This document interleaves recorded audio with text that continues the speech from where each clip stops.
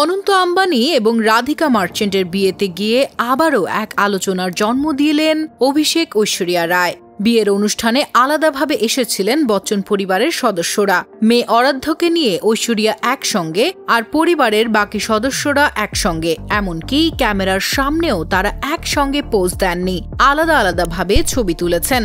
তখন ঐশ্বরিয়া বা তার মেয়ের পাশে দেখা যায়নি অভিষেক কিংবা বচ্চন পরিবারের অন্যদের।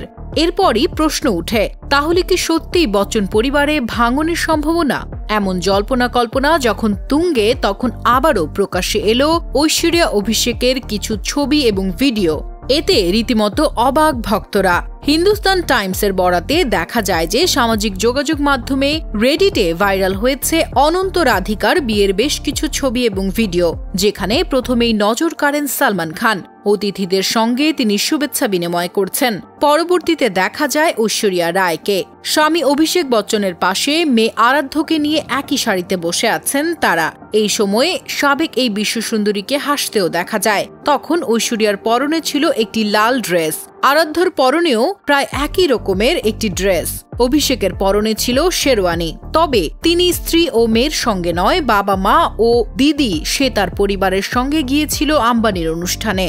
পরদিনও আম্বানির বাড়িতে মেয়েকে নিয়ে একাই গিয়েছিলেন ঐশ্বরিয়া। এতেই দুজনের আলাদা থাকার জল্পনা নতুন করে মাথাচাড়া দিয়ে ওঠে।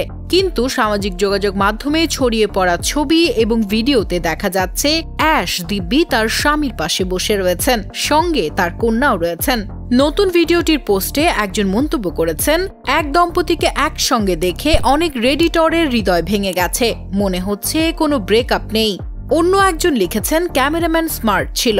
শোনা যাচ্ছে বিয়ের কিছুদিন পর থেকেই নাকি শাশুড়ি জয়া বচ্চনের সঙ্গে ঐশ্বরিয়ার বনিবনা নেই, এমনকি ননদ শ্বেতা বচ্চনের সঙ্গেও অভিনেত্রীর দূরত্ব রয়েছে। তবে বচ্চন পরিবার ভাঙনের জল্পনা কল্পনা জোরালো হয় গত বছরের দিওয়ালির পর থেকে।